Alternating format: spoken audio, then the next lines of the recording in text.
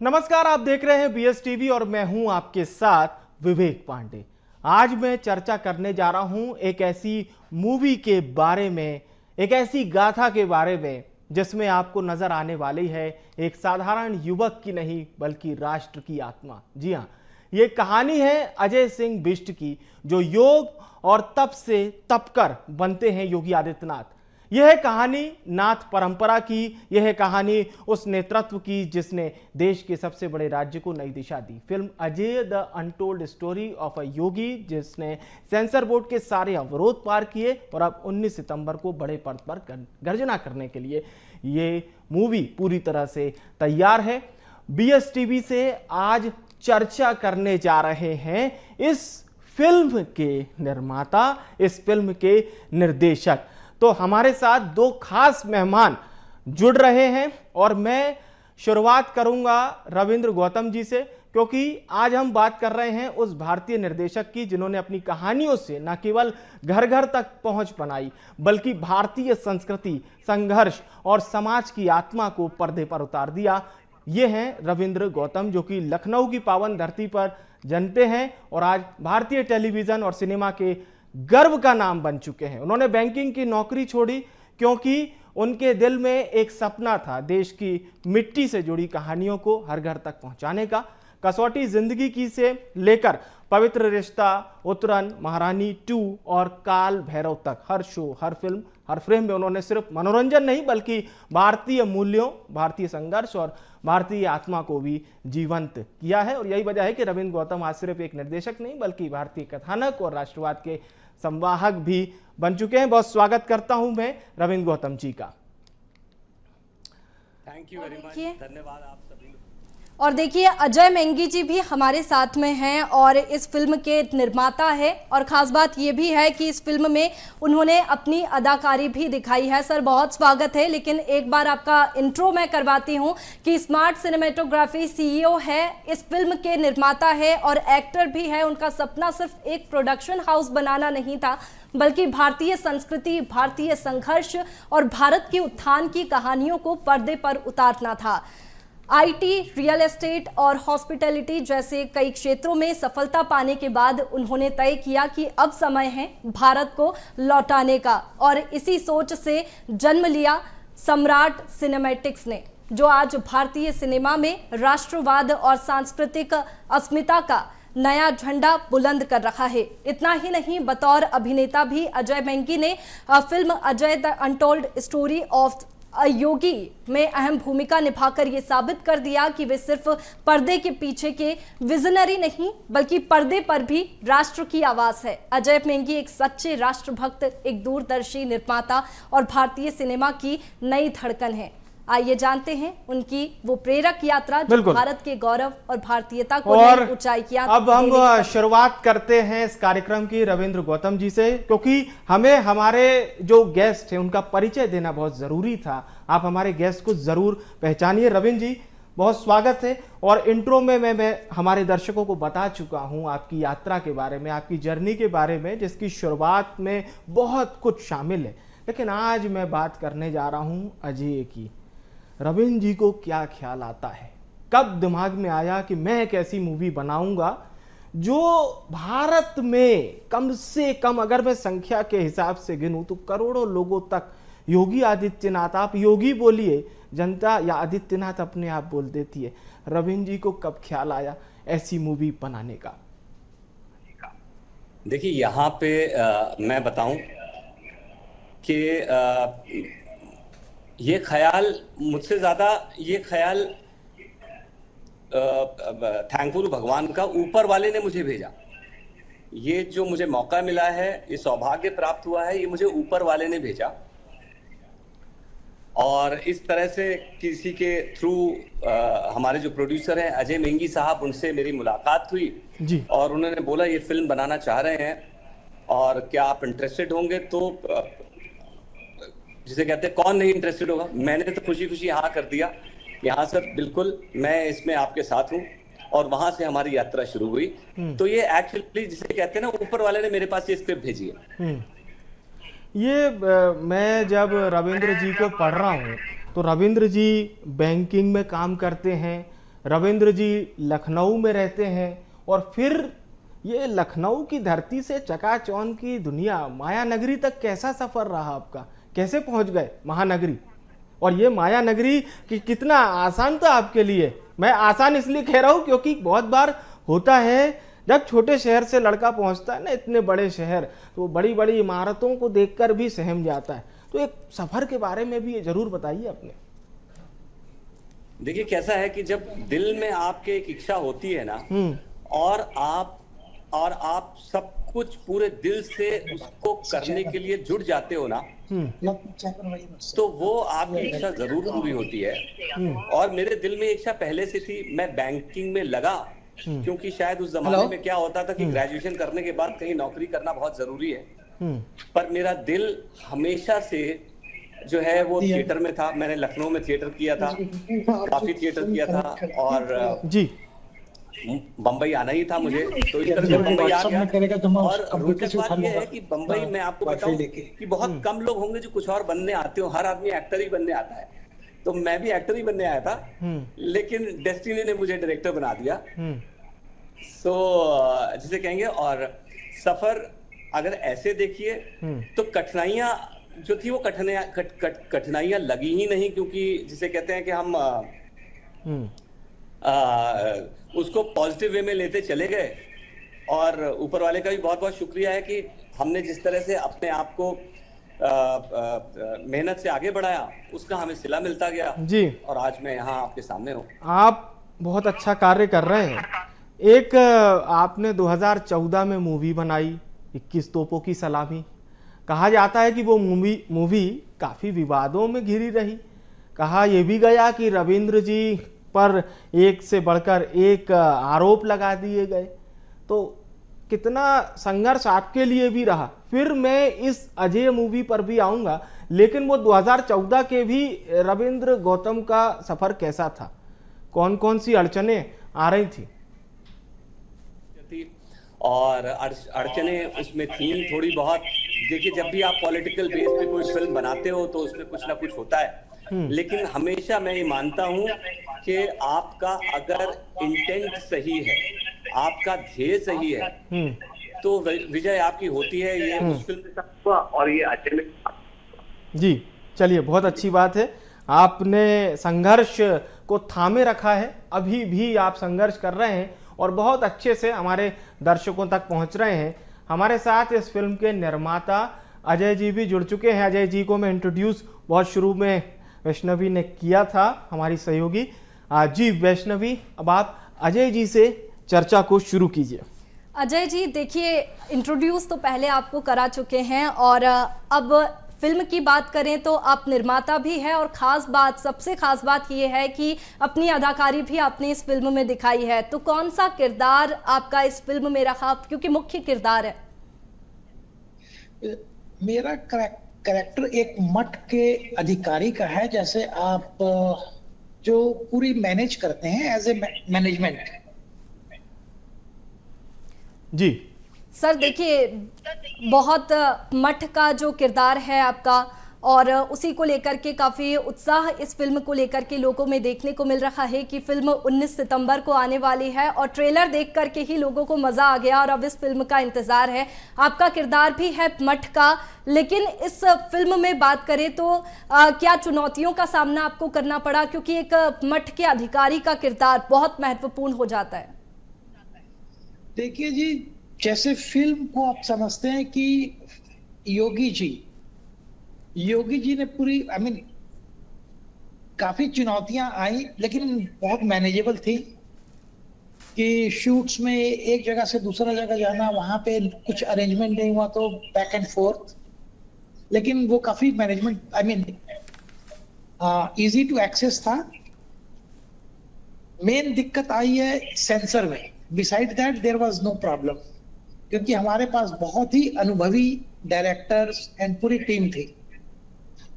तो रविंद्र जी का सहयोग पूरी फिल्म में इतना अच्छा रहा है कि हमें दिक्कत होने नहीं दी, सब कठिनाइयां उन्होंने अपने ऊपर ले ली। और देखिए सर, इस फिल्म की जो स्क्रीनिंग है अयोध्या में की गई, और फिल्म की बात की जाए तो योगी आदित्यनाथ पर पूरी फिल्म बेस्ड है। और ऐसे में क्या मुख्यमंत्री योगी आदित्यनाथ से भी इस फिल्म के बनने तक में आपकी कोई मुलाकात हुई? मैम, योगी जी इतने बड़े हैं ना, इतने बड़े हैं कि उनके लिए ये जो फिल्म है ना, यदि आप पहले मैं आपको क्लियर कर दूं, योगी जी से मुलाकात हुई, जी हाँ, हमारी सब योगी जी से मुलाकात हुई। ऋषिकेश में भी हुई, बनारस में भी हुई, उसके बाद अयोध्या में भी हुई। हम सब योगियों से मिले थे, क्योंकि हमारी जो कहानी है ये योगियों के ऊपर है।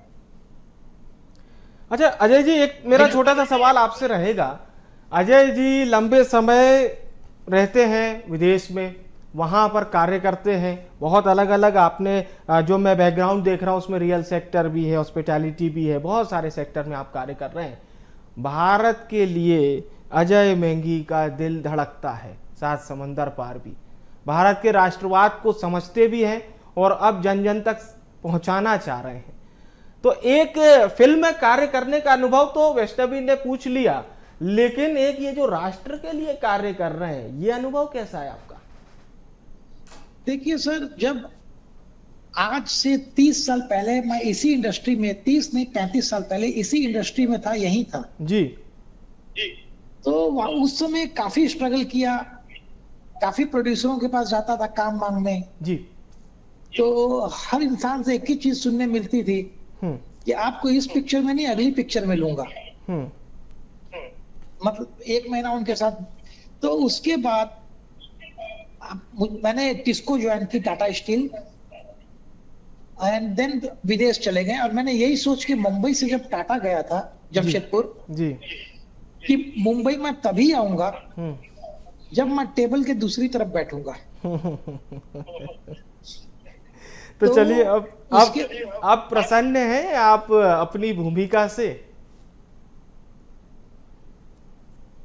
जी, जैसे आपने कहा, पहले भी हमने काफी अभिनय किया था, लेकिन हमारे जो डायरेक्टर हैं उन्होंने मुझसे नहीं, हर इंसान से बहुत अच्छी तरह काम लिया है जी। सब लोगों ने 100% अपना दिया उसमें, भले वो सिर्फ एक्टर नहीं, भले वो फोटोग्राफर हो या राइटर हो या कोई भी हो, हमारे डायरेक्टर ने हर इंसान से 100% लिया है जी। बहुत अच्छी बात है, फिल्म में दिखेगा। बिल्कुल। और मैं एक सवाल जरूर पूछना चाहूंगा कि अड़चनें आती हैं जीवन में, और गौतम जी बहुत अच्छा उदाहरण है, उनसे बेहतर कौन समझ पाएगा, लेकिन उनका जुनून है कि नहीं, जो ठाना है वो करके दिखाना है। तो आपको ऐसी कौन सी अड़चनें आई जो अभी आप शेयर करना चाहेंगे? सपोज दैट एग्जाम्पल के तौर पर ये मूवी ले लीजिए, इस मूवी की ही कोई अड़चन जो आपको अभी याद आ रही हो? मूवी की अड़चन तो सेंसर के अलावा और कोई अड़चन नहीं थी हमारे यहाँ जी सर। क्योंकि यहाँ पे हिंदुस्तान के अंदर जैसे Indians, they are very big, I mean बहुत अच्छे लोग हैं, लेकिन जो ये रेड टेपिज्म है आज भी इंडिया में थोड़ा बहुत है। जैसे हमारे जैसे लोग, मेरे साथ और भी बहुत लोग आए थे, वो चाहते थे कि हम इंडिया में इन्वेस्ट करें, एम्प्लॉयमेंट जनरेट करें, लेकिन रेप, जो ये रेप टेपिज्म है, इससे आई मीन दुखी होके लोग फिर वापस भागना भी चाहते हैं कि यार हम तो वहां पे अच्छे भले हैं, छोड़ो इंडिया जहाँ है रहने दो वहीं। तो इन सब चीजों में कुछ काम होना चाहिए। नहीं तो क्या हमारे देश में भी कुछ ऐसे लोग हैं जो चाहते नहीं हैं कि रवीन जी और अजय जी ऐसी मूवी बनाएं जो देश के उन महानायकों को रिप्रेजेंट कर रही है, जिन्होंने इस देश के लिए बहुत कुछ किया, बहुत अड़चनों को सहा? इसका मैं आंसर दूंगा, उसके पहले आपको दूसरा आंसर एक दे देता हूं सर। ये पिक्चर अब 0 कट के साथ रिलीज हो रही है, ठीक है? आप जहां भी ये पिक्चर्स देखेंगे, देखने के बाद आप प्लीज न्यूज़पेपर में लिखिएगा कि इस पिक्चर को कट की जरूरत थी या नहीं। आप अपना कम से कम ये कर्तव्य जरूर करिएगा कि इस पिक्चर को कट की जरूरत थी या नहीं। यदि जरूरत थी तो आप लिखिएगा हाँ थी, और नहीं थी तो आप लिखिएगा नहीं थी। अजय जी, आपके दूसरे क्वेश्चन, हाँ जी। जैसा कि मैंने पहले कहा था कि अलग से स्क्रीनिंग की गई थी, साधु संतों को ये फिल्म अलग से दिखाई गई, पहले दिखाई गई, तो क्या कमेंट्स जो थे वो साधु संतों के आए इस फिल्म को लेकर? साधु संतों से हम आशीर्वाद लेने गए थे। हम जितने भी योगी थे, मतलब अयोध्या में या ऋषिकेश में या बनारस में, हमने उनका आशीर्वाद लिया कि हमें ब्लेसिंग दीजिए कि ये, और उनको एक शॉर्ट वर्जन दिखाएं सिर्फ कुछ मिनटों का। तो उनको बहुत अच्छा लगा और उनका यही कमेंट था कि आपको ये पिक्चर जन जन तक पूरे हिंदुस्तान में जानी चाहिए। जी चलिए, मैं रविंद्र जी से एक बार फिर से जुड़ता हूँ। रविंद्र जी, बॉलीवुड में माफिया पर मूवी बनी है, स्मगलर्स पे भी बनी, गैंगस्टर्स पे भी बनी, और भी हम देखते हैं कि इंडस्ट्रियलिस्ट पर मूवी बनती है। आप एक ऐसे कैरेक्टर को डिफाइन कर रहे हैं जिसे बहुत बार रिफाइन करने की कोशिश की गई। मैं ये कहूँगा कि योगी आदित्यनाथ एक सिंपल कैरेक्टर तो हो ही नहीं सकते। सबसे कम उम्र में मठ की इस गद्दी पर बैठना, कम उम्र में सांसद बनना, योगी आदित्यनाथ को लेकर एक चीज क्लियर है शुरू से कि वे हिंदुत्व के बहुत बड़े ब्रांड एम्बेसडर हैं। मुख्यमंत्री बनते हैं लेकिन उसके बावजूद भी ये क्रम जारी रहा। ये कितना संघर्षपूर्ण था इस बड़े कैरेक्टर को इस 3 घंटे की मूवी में समेटना। कि मूवी में समेटना तो पॉसिबल ही नहीं, बहुत बड़ा चैलेंज था हम लोग के लिए। हाँ। पर उसमें हमने क्या सोचा, देखिए हमारा जो मोटिव था फिल्म बनाने का, कि अभी आपने खुद ही कहा कि ये जिसे कहते हैं कि इतनी कम उम्र में उन्होंने संन्यास ले लिया, उसके बाद कम उम्र में वो एक एमपी बन गए, इतनी बड़ी जिम्मेदारियां इतने कम उम्र में ली। तो मुझे उनके पीछे का वो इंसान दिखाना था कि क्यों एक आज 22 साल की उम्र में आज कितने लड़के होंगे जो सब कुछ छोड़ के सन्यासी बन जाएंगे। नहीं बनता है ना कोई। जी जी। और 24 साल की उम्र में वो आप मठ के उत्तराधिकारी बन जाते हैं, उसके 26 साल की उम्र में आप जो है वो एमपी बन जाते हैं, और उसके बाद अपना पर्सनल सब कुछ छोड़ के जी सिर्फ देश के लिए, सिर्फ समाज के लिए, सिर्फ धर्म के लिए कितने लोग काम करते हैं। ये उनके अंदर की खूबी जो है वो, उस पे हमने पिक्चर बनाई, उस पे हमने स्क्रिप्ट बनाई ताकि आगे की हमारी जनरेशन इंस्पायर हो। बाकी वो जो पॉलिटिशियन है उन्होंने जो किया है वो तो खैर पब्लिक डोमेन में, वो तो सब लोग को मालूम है। हाँ। लेकिन इन इतनी बड़ी शख्सियत बनने के पीछे क्या सैक्रिफाइसेस होते हैं।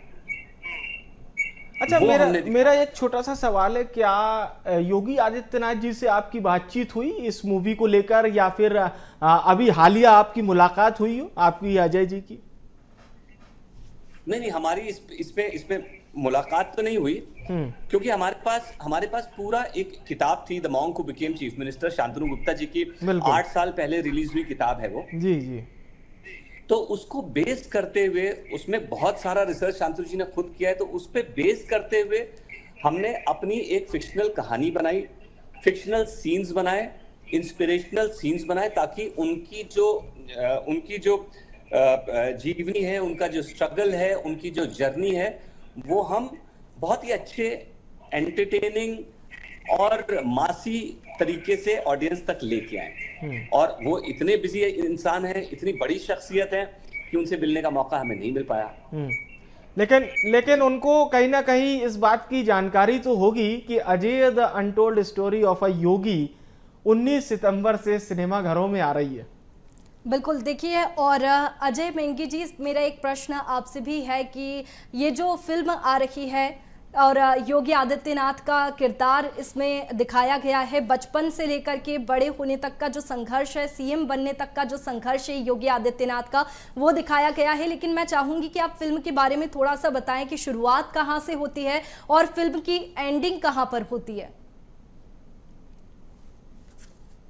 छोटा सा बता देता हूं कि आपने पूछा तो मेरा रोल क्या है इसके पहले क्वेश्चन में जी। तो मेरा रोल इतना ही है कि मैं उनका हनुमान हूँ।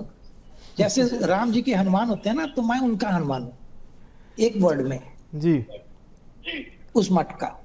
और ये पिक्चर सिनेमा चालू होता है उनके बचपन से, एंड बचपन में हर बच्चा स्कूल जाता है, कॉलेजेस जाता है, हर बच्चों को अलग अलग समस्याएं होती हैं, तो इनको भी काफी समस्याएं होती थी। इनको अपने से ज्यादा चिंता समाज की रहती थी कि समाज यदि अच्छा है, समाज से भी ज्यादा चिंता इनको रहती थी देश की, बिल्कुल, कि किसी भी सूरत में इंडिया फर्स्ट। आज भी वो हमेशा यही बोलते हैं कि देश से बड़ा कोई नहीं है। तो देश तभी मजबूत सशक्त बनेगा जब आपका हर टाउन, हर सिटी, हर स्टेट स्ट्रांग होगा। तो उनकी लाइफ में जो जो समस्याएं आई जी, उन्होंने उस समस्याओं को जब देखा कि मैं पर्सनल लेवल में सॉल्व नहीं कर पाऊंगा, जी, तो ये फिर समाज से इन्होंने उसके लिए चुना कि जैसे पहले भी देखते थे आप, समाज को कभी भी सुधारने के लिए महागुरु आते थे, भले वो वाल्मीकि जी हों, चाणक्य जी हों, गौतम बुद्ध हों। बिल्कुल, तो वो सबसे साफ, स्वच्छ, सुंदर मार्ग होता है। तो इन्होंने अध्यात्म की तरफ गए कि समाज की सुधार के लिए। बिल्कुल, तो वहां से आने के बाद हमने वहीं पे मठ में ही खत्म की है कि जो कहानी किसी को पता नहीं है। आप सर महंत योगी जी के बारे इतना ही जानते हैं कि ये जो अभी करंट जी, लेकिन बिफोर इलेक्शन कोई उनके बारे कुछ जानता नहीं है। तो हमारे डायरेक्टर ने बहुत खूबसूरती से उसको पिरोया है एक अच्छी सी माला में, जो सबको देखने में बहुत मजा आएगा। बहुत और बहुत जिससे बहुत देखिए, मजा आएगा। डायरेक्टर की यहाँ बिल्कुल। पर बात की है तो जी, मैं डायरेक्टर जी से ही एक प्रश्न करना चाहूंगी। रविंद्र जी, देखिए मठ मंदिरों की बात की गई है, फिल्म में अध्यात्म को दिखाया गया है, लेकिन जो सामने प्रदर्शित किया गया है लोगों के, वो क्या मठ असली है या फिर फिल्म जैसे कि फिल्म सिटी होती है, डिजाइन किए जाते हैं वैसे डिजाइन किए गए? दिख रहा है। नहीं, हमारी सारी लोकेशंस लाइव हैं और रियल लोकेशंस हैं। जहां हमने मठ शूट किया है वो भी रियल आश्रम है। और मैं सच बता रहा हूं, हम इतनी, जब आप रियल लोकेशंस पे, हम शायद ये फिल्म हमने बिल्कुल रियल लोकेशंस पे शूट की है, तभी ऊपर वाले का आशीर्वाद है इस पिक्चर पे। हमने आश्रम में मठ बना के, ऋषिकेश के एक आश्रम में मठ बना के शूट किया। वहां की वाइब ऐसी थी, वहां की फीलिंग ऐसी थी, खुद आपके अंदर जो है इतनी पॉजिटिविटी आ जाती है कि जिसे कहते हैं आपको शूट करने में बहुत मजा आया, कैरेक्टर्स को अपने कैरेक्टर में रहने में मजा आया, बिकॉज वो अनुभूति ही अपने आप में इतनी अलौकिक थी। रविंद्र जी, रियल लोकेशंस पर भी शूट करना एक बड़ी चुनौती होती है, तो किन चुनौतियों का सामना आपको रियल लोकेशंस पर करना पड़ा? लोकेशन में शूट करने में टेक्निकल चुनौतियां तो आती ही आती हैं, लेकिन उन सब से हमने निपटे। और मैं आपको सच बताऊं, हमने लखनऊ में भी शूट किया और उत्तराखंड में भी शूट किया। हमको, जिसे कहते हैं ना, लखनऊ में मैंने 2008-9 में शूट किया था, जब मेरा एक्सपीरियंस अच्छा नहीं था।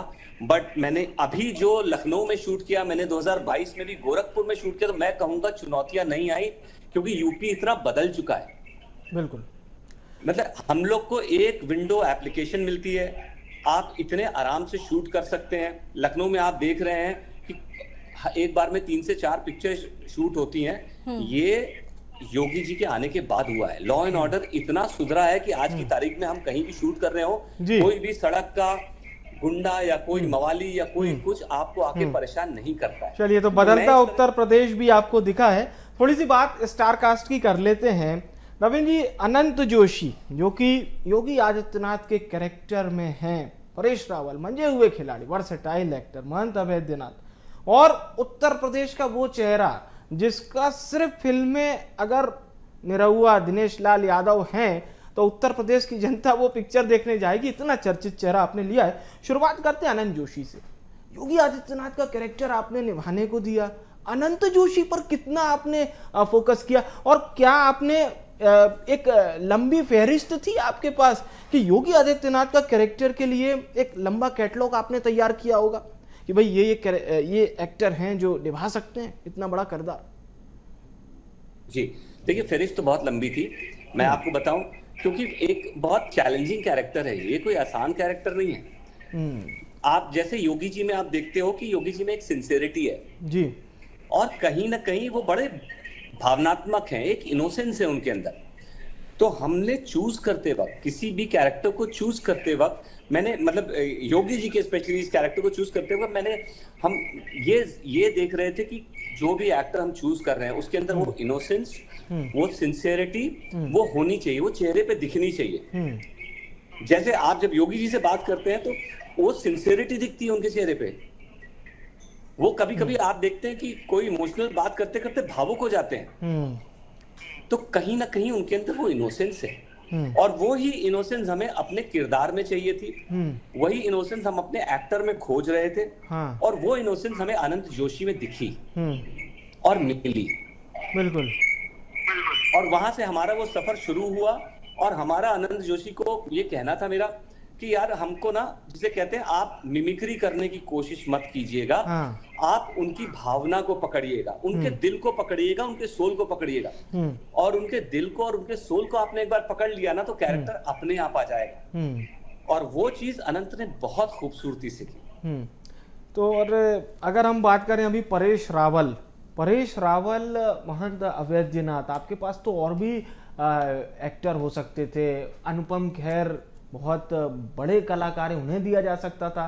परेश रावल ही क्यों? हालांकि परेश रावल बहुत बड़े कलाकार हैं। मेरा सवाल दर्शकों को ऐसा लग सकता है कि भाई ये क्या सवाल है, Paresh Rawal is a complete actor, but Paresh Rawal पर क्यों आपको लगा कि अगर महंत अवैधनाथ का कैरेक्टर कोई निभाएगा तो परेश रावल जी उसको बेस्ट रूप देंगे? ये पर्सनली एज अ डायरेक्टर आप सोच सकते हैं, एज अ क्रिएटिव पर्सन ये हमारे दिमाग में कोई और नाम ही नहीं आया। इवन हमारे प्रोड्यूसर बैठे हुए सामने, इनके दिमाग में कोई एक नाम ही नहीं आया। हमारे यूनानिमसली समहाउ हम सबके दिल में, मतलब मुंह से, जबान से परेश रावल जी का नाम निकला। और उसके बाद मैं बताऊं, हमने जब लुक टेस्ट किया और उन्होंने वो जब दाढ़ी और वेग और वो जो बाल जो उन्होंने रूप धारण किया जी तो जैसा कि आप ट्रेलर में देख रहे हैं, बिल्कुल बिल्कुल साक्षात दिव्यता जो अवैधनाथ जी के चेहरे पे होती थी, हाँ, वो उनके चेहरे पे दिखी। बिल्कुल। और मैं एक लास्ट सवाल इसी स्टार कास्ट से, दिनेश लाल यादव निरहुआ, हमें जानकारी मिली है प्रमुख भूमिका में है, क्या भूमिका है थोड़ा सा हमारे दर्शकों को भी बता दीजिए। जी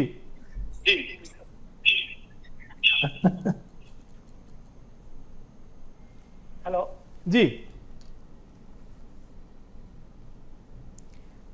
रविंद्र जी, देखिए आपकी आवाज नहीं पहुंच पा रही है, तो एक बार फिर से संपर्क करेंगे। और अजय मेंगी जी रविंद्र जी बोलिए, दिनेश लाल यादव निरहुआ का ये जो कैरेक्टर है ये क्या कहता है?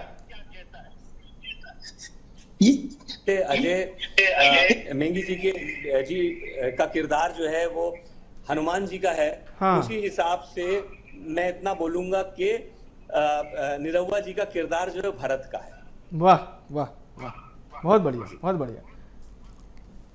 स्टार कास्ट को लेकर बहुत सारे सवाल हो गए, अब एक बार फिर से हम अजय जी से जुड़ते हैं। और अजय जी से एक सवाल जो मुझे पूछना है वो ये है कि अजय जी, आप हमारे दर्शकों को बता रहे थे बहुत सारे विवाद जुड़े हुए थे, बहुत अड़चने थी। पहले 1 अगस्त को ये फिल्म रिलीज होनी थी। जो जानकारी हमारे पास है कि CBFC ने 29 कट्स मांगे थे, 21 पर वो अड़े रहे। फिर उसके बाद ये मामला बॉम्बे हाई कोर्ट पहुंच गया। कोर्ट ने कहा फिल्म में कोई आपत्तिजनक कंटेंट है ही नहीं। आदेश पास होता है कि बिना कट्स फिल्म पास की जाए। एक लंबी लड़ाई आप लोगों ने लड़ी, या पूरी तरह से आपको आशा थी अजय जी को और रविंद्र जी को कि नहीं भाई जीत तो होकर रहेगी? सर नहीं, हमें एकदम उम्मीद नहीं थी कि ये होगी एक्चुअली, क्योंकि हमारी फिल्म हमने इतने प्यार से खूबसूरती से बनाई है कि हमें डे 1 से पता था इसमें कोई कट नहीं होना चाहिए।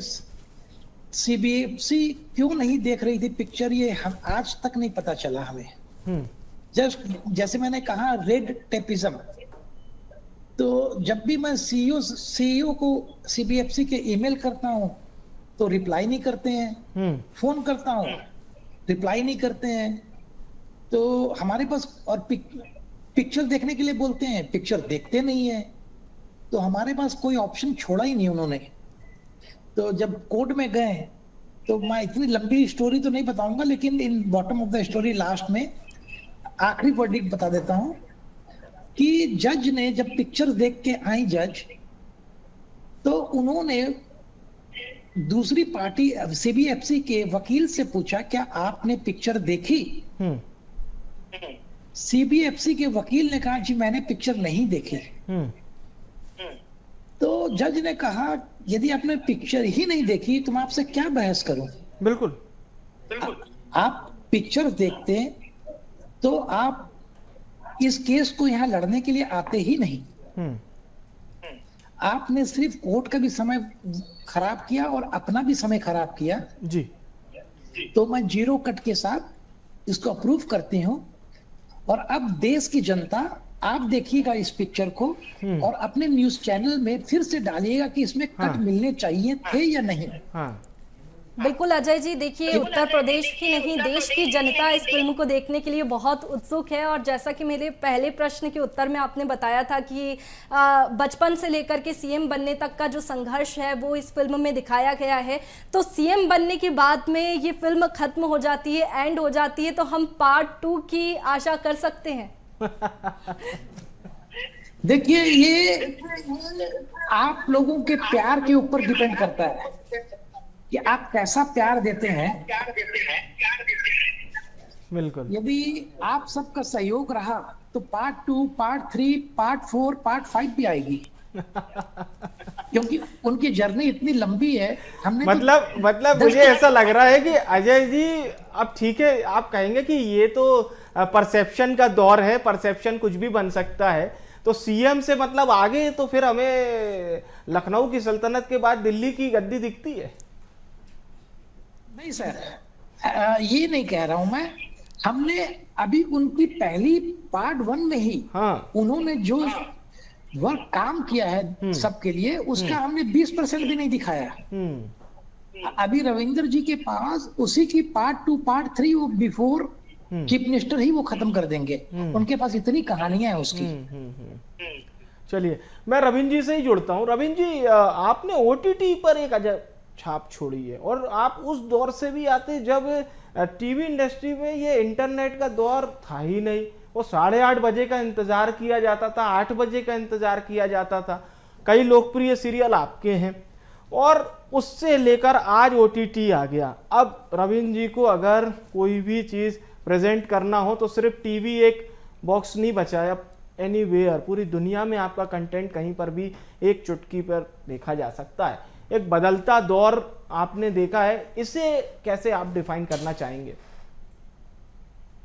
ये बहुत बढ़िया दौर है। मैं बोल रहा हूँ, इतने एवेन्यूज ओपन हो चुके हैं, इतने रास्ते ओपन हो चुके हैं, बहुत बढ़िया है। देखिए, एक जब हम टीवी करते थे तो टीवी की एक अपनी लिमिटेशन होती थी कि वही कहानियां, एक स्पेसिफिक टाइप की कहानियां हम कह सकते हैं, बाकी कहानियां नहीं कह सकते हैं। तो मैं शुक्रगुजार हूँ कि ओटीटी आया। ओटीटी आया तो हम हर तरह की कहानियां कह सकते हैं। मतलब हमको पॉलिटिक्स की कहानी कहनी है तो हम पॉलिटिक्स की कहानी कहते हैं, हमको रोमांस कहना है तो हम रोमांस भी कहते हैं, हमको थ्रिलर कहना है तो हम थ्रिलर कहते हैं। और ओटीटी के आने से आप देखिए, बहुत सारी हिंदुस्तान की कहानियां, बहुत सारी अपनी भारत की कहानियां जो कभी नहीं देखी गई थी, वो बहुत सारी चीजें आपको देखने को मिल रही है जी। तो बहुत बड़ा माध्यम एक खुला है।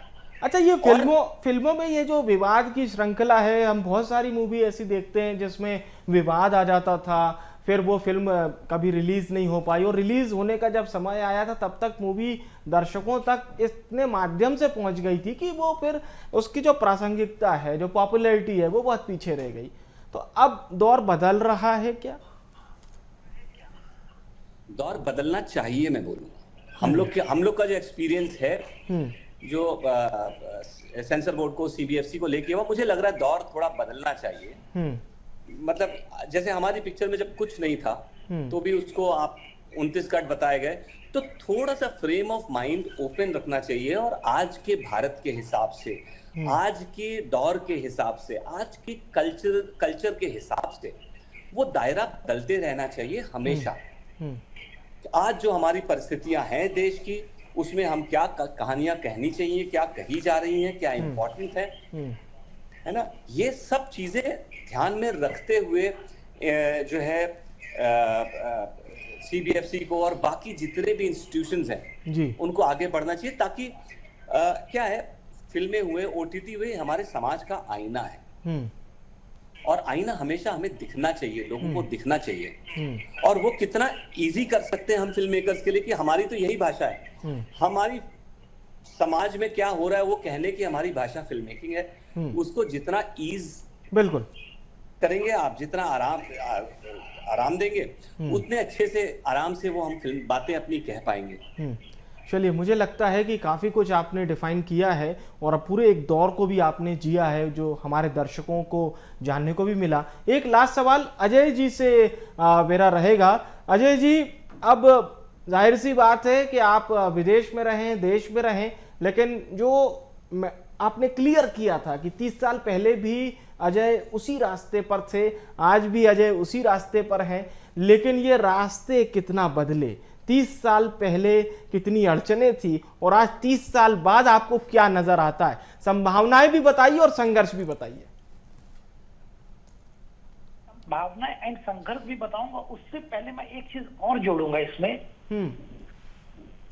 देखिए, मुझे ऐसा फील होता है कि सीबीएफसी जैसे यूएस में होता है, होनी ही नहीं चाहिए, क्योंकि ये क्रिएटिव वो है, हर इंसान जो भी कंटेंट बनाता है जी, उसका बोर्ड, हाँ, दैट डजंट मीन कि सरकार को फीस नहीं मिलनी चाहिए, सरकार को फीस डबल कर दें। यदि आज 50,000 लेते हैं, 50,000 से बढ़ा के 1 लाख कर दें, लेकिन कंटेंट को सेल्फ सर्टिफाइड होना चाहिए कि 5 लोगों के मेंबर में देखें और या 10 लोगों के मेंबर में देखें, जिससे एक तो हमारा डिपार्टमेंट का रेवेन्यू भी बढ़ जाएगा गवर्नमेंट के लिए, कि कुछ और लोग उसमें अपॉइंट नहीं करने होंगे।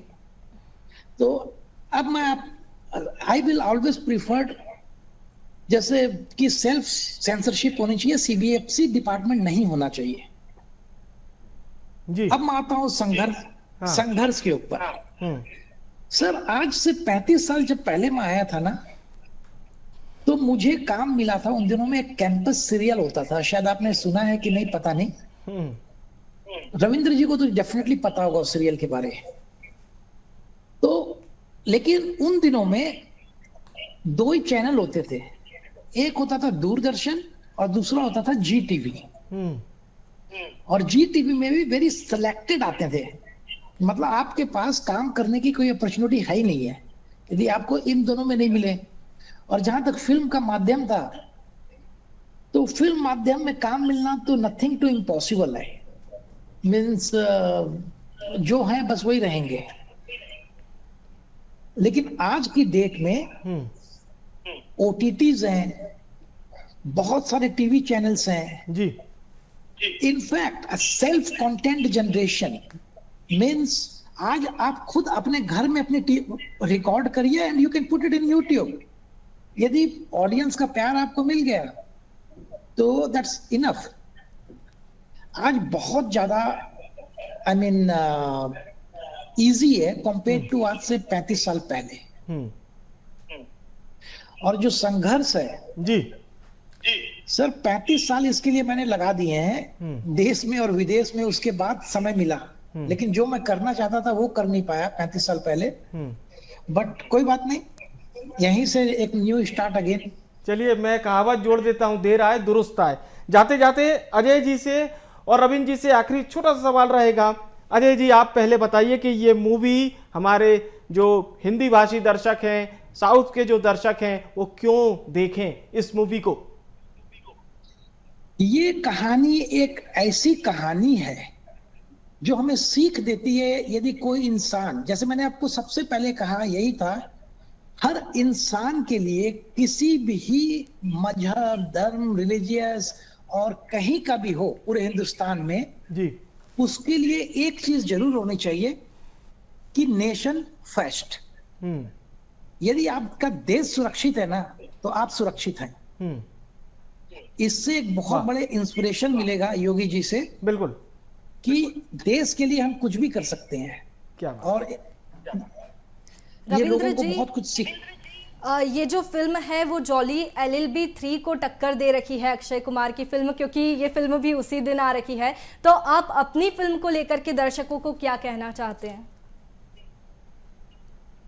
देखिए, मैं एक लाइन में बोलूंगा दर्शकों को अपनी फिल्म के लिए कि रियल हीरो की फिल्में बहुत आती हैं और बहुत आएंगी, रियल हीरो की फिल्म देखो। वाह, बहुत अच्छी बात। एक मेरा बिल्कुल सवाल बीच का था लेकिन रह गया था, पर मैं जाते जाते रविंद्र जी से पूछना चाहूंगा। रविंद्र जी, क्या अनुराग कश्यप, तिग्मांशु धूलिया के बाद रविंद्र गौतम एक जाना पहचाना नाम बनता जा रहा है, जो रियलिस्टिक मूवी पर, क्योंकि आपने कहा 100% रियल सेट, कहीं पर भी कोई क्रोमा, कुछ भी आपने एनिमेशन यूज नहीं किया, और ये बात आपकी फिल्म को भी मजबूत करती है और आपके डायरेक्शन को भी मजबूत करती है। तो छोटा सा सवाल, लेकिन भविष्य के लिए बहुत कुछ छोड़ेगा, कि रविंद्र जी और प्रयोग करेंगे अपनी रियलिस्टिक मूवी पर? नहीं, देखिए, आपने जिन लोगों के नाम लिए वो तो बहुत बड़े डायरेक्टर्स हैं और बहुत अच्छा काम किया। मेरी कोशिश रहेगी उनके जैसा 1% भी काम कर पाऊं अच्छा, तो मैं अपने आप को खुशनसीब समझूंगा। बाकी जहां तक रियलिस्टिक सिनेमा का सवाल है, मैं चाहता हूं, मैं बनाना ऐसी फिल्में चाहूंगा जो हमारी मिट्टी से जुड़ी हुई हो, जो हमारे देश से जुड़ी हुई हो, जो भारत से जुड़ी हुई हो, और यही कहानियां कहना चाहूंगा और यही कहानियां लोगों तक पहुंचाना चाहूंगा, ताकि हमारी जो भारतीयता है, हमारी जो नेशनैलिटी है, वो जिंदा रहे, वो पनपती रहे। चलिए, बहुत बहुत धन्यवाद आप दोनों को, और बहुत बहुत शुभकामनाएं कि 19 सितंबर को जब ये मूवी रिलीज हो रही हो तो दर्शकों की खचाखच लाइन लगी हो, चाहे वो मल्टीप्लेक्स हो, सिनेप्लेक्स हो, सिंगल थिएटर हो। बहुत बहुत बधाई, शुभकामनाएं। हमारे साथ जुड़ने के लिए धन्यवाद आप दोनों मेहमानों का, अजय जी, रविंद्र जी, शुक्रिया। तो देखिए, साफ तौर पर हमारी जो बातचीत हो रही थी वो Ajay the untold story of Yogi को लेकर थी। निर्माता निर्देशक हमारे साथ जुड़े थे। 19 सितंबर को ये मूवी रिलीज हो जाएगी। एक लंबा संघर्ष हमने जानने की कोशिश की निर्माता निर्देशक से। तब तक के लिए मुझे यानी विवेक और हमारी सहयोगी वैष्णवी को दीजिए इजाजत, और आप देखते रहिए BSTV। नमस्कार।